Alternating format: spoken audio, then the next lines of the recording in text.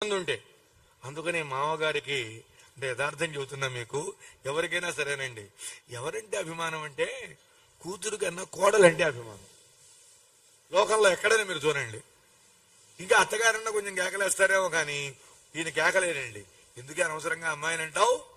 ఆ అమ్మాయి ఎవరు? మన కోడలు. మన కూతురేమో ఆడు వెళ్ళిపోయింది 3 days అంతే. ఆవిడంట కాదు, అన్ని రోజులు పక్కనే ఉంటుంది, అబ్బాయికి కావలసినవన్నీ ఇస్తుంది, రక్షిస్తూ ఉంటుంది. ఇలా 190% పైన మామగారులకి కొంచెం కోడళ్ల మీద ఒక ప్రత్యేక అభిమానం మాత్రం ఉంటుందండి. దాన్ని కాదనడానికి వీల్లేదు. మరి తన తండ్రి ఆమెను చూసి పరమానందాన్ని పొందాడు, తన గురువు విశ్వామిత్రుడు పరమానందాన్ని పొందాడు. జనక మహారాజు వీళ్ల సమక్షంలో తాను ధర్మపత్నిగా స్వీకరించారు. ఎవరిని? సీతను. ఆ ధర్మపత్నిని రక్షించుకోలేకపోయానే అని శోకిస్తున్నట్టండి.